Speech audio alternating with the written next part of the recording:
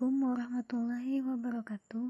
Kembali lagi dengan kakak Kholisah dari jurusan Pendidikan Matematika UIN Antasari Banjarmasin.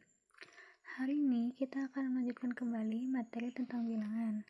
Pertama-tama, ingatlah kembali tentang cara menentukan KPK atau kelipatan persekutuan terkecil dan FEB, faktor persekutuan terbesar, yang pernah diajarkan di sekolah dasar.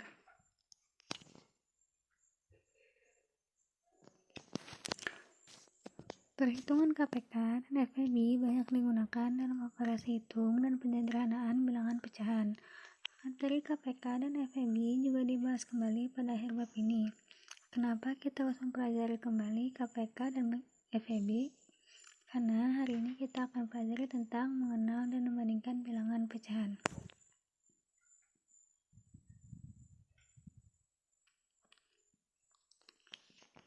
Yang pertama yaitu mengenal bilangan pecahan. Pecahan adalah bilangan yang menyatakan bagian dari keseluruhan. Jika A dan B adalah bilangan bulat dengan B tidak sama dengan 0, maka A per B merupakan bilangan pecahan untuk A pembilang dan B penyebut.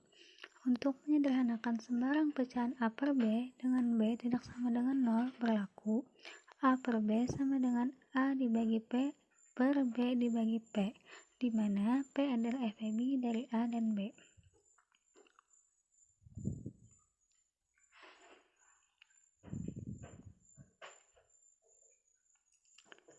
Contoh, tentukan pecahan paling sederhana dari pecahan 68 per 124.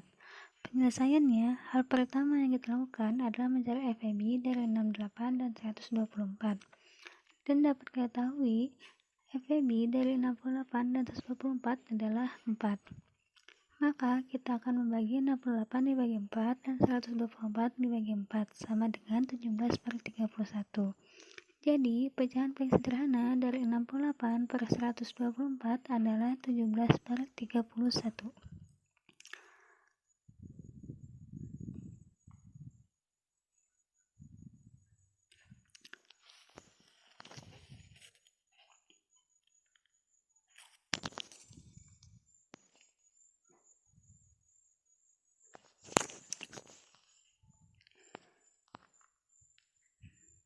Selanjutnya, jenis-jenis bilangan pecahan.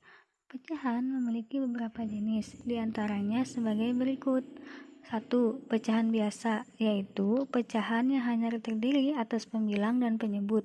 Contoh, 3 per 5, 2 per 15, dan 17 per 9. Yang kedua, pecahan murni, yaitu bagian dari pecahan biasa di mana pembilang kurang dari atau lebih kecil dari penyebut.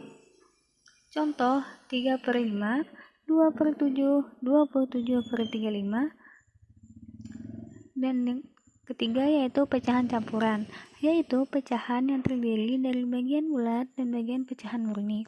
Pecahan campuran dapat diubah menjadi bentuk pecahan biasa. Contoh, 1 per 4 sama dengan 4 dikali 1 ditambah 1 sama dengan 5 per 4. Yang keempat yaitu pecahan desimal, yaitu pecahan berpenyebut 10, 100, 1000, dan seterusnya, yang dituliskan dengan tanda koma. Contoh, 0,2 sama dengan 2 per 10, 0,12 sama dengan 12 per 100, 0,122 sama dengan 122 per 1000. Yang kelima yaitu persen, yaitu pecahan per 100 atau pecahan yang penyebutnya 100. Persen disimbolkan dengan tanda persen. Contoh, 25% sama dengan 25 per 100. Dan sederhananya yaitu 1 per 4. Atau 2 per 25 sama dengan 2 per 25 dikali 100% sama dengan 8%. Yang terakhir yaitu per mil, yaitu pecahan per 1000 atau pecahan yang penyebutnya 1000. Per mil disimbolkan dengan per mil. Contoh, 150 per mil sama dengan 150 per 1000 sama dengan 3 per 20 atau 13 per 125 sama dengan 13 per 125 dikali 1000 per mil sama dengan 1004 per mil.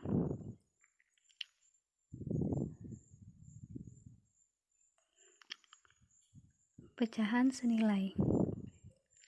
Perhatikan gambar berikut.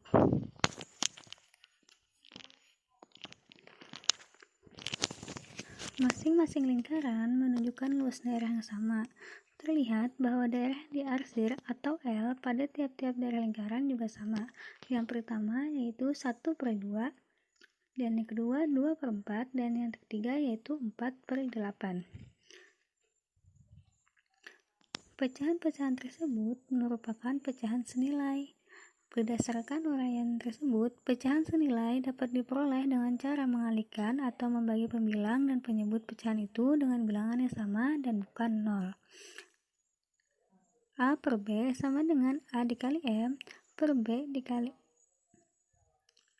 A dikali B sama dengan A dikali P B per B dikali P, atau A per B sama dengan A dibagi P per B dibagi P. Pecahan-pecahan senilai disebut juga dengan pecahan ekuivalen. Contoh: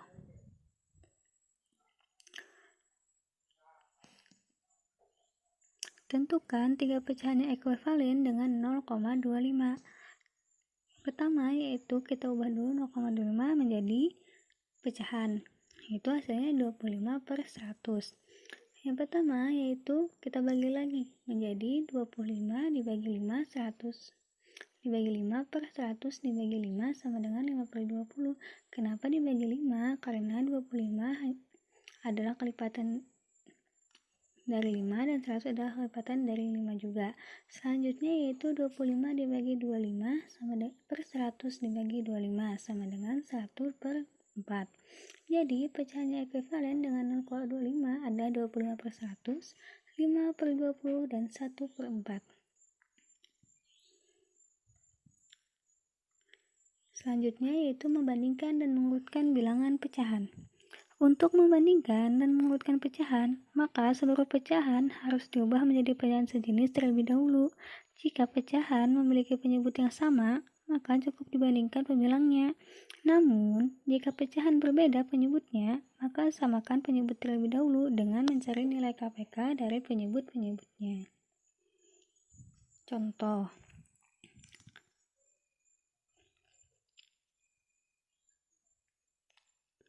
manakah yang lebih besar antara 12/3 atau 7 dan 7/10? Hal yang pertama kita lakukan yaitu mencari KPK dari 10 dan 35. Dan KPK dari 10 dan 35 adalah 70. Yang pertama yaitu 12 dikali 2 sama dengan 24, 35 dikali 2 sama dengan 70. Dan yang 7/10 sama dengan 7 dikali 7, 10 dikali 7 sama dengan 49/70. Ingat ya, pembilang dan penyebut harus dikalikan dengan angka yang sama. Maka dapat kita peroleh 49/70 lebih besar daripada 24/70. Jadi 7/10 lebih besar dari 12/35. Selanjutnya,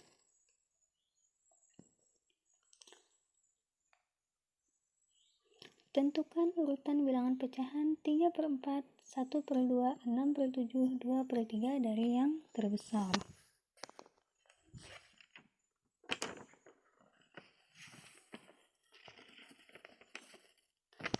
Sama halnya contoh pertama, kita akan mencari dulu KPK dari 2, 3, 4, dan 7. Dan kita peroleh KPK di antara 4 itu adalah 84. 4 dikalikan 21 akan mendapatkan 84. 2 dikalikan 42 diperoleh 84. 7 dikalikan 21 diperoleh 84. Dan 3 dari 28 diperoleh 84. Ingat, pembilang dan penyebut harus dikalikan dengan angka yang sama. Maka 3, 1, 6, dan 2 harus dikalikan dengan angka yang sama seperti penyebutnya. Maka akan kita peroleh 72/84 lebih besar dari 63/84 lebih besar dibandingkan 56/84 lebih besar dibandingkan 42/84. Jadi urutan pecahan dari terbesar ada 6/7, 3/4, 2/3, dan 1/2. Selanjutnya, tentukan urutan pecahan 0,6, 6/12, 75%, dan 7/8 dari yang terkecil. Pertama, kita ubah dulu seluruh pecahan jadi pecahan sejenis terlebih dahulu, yaitu 0,6 sama dengan 6/10. Pertama, kita ubah dulu 0,6 dari angka desimal menjadi 6/10. Selanjutnya, 75% diubah dulu menjadi pecahan jadi 75/100. Maka akan kita peroleh penyebutnya 10, 12, 100, dan 8. Hal yang pertama kita lakukan adalah menyamakan penyebutnya, yaitu menjadi angka 1000. Dan akan kita peroleh menjadi 500/1000, 600/1000, 750/1000, 875/1000. Jadi, urutan pecahan dari yang terkecil 6/12, 0,6, 75%, dan 7/8. Apa adik-adik sudah paham? Jika adik-adik belum paham, adik-adik bisa tanyakan kepada ibu tentang apa yang adik belum paham. Dan semoga bermanfaat apa yang ibu jelaskan. Salah dan hilaf, kurang lebihnya mohon maaf. Wabillahi taufiq wal hidayah. Wassalamualaikum warahmatullahi wabarakatuh.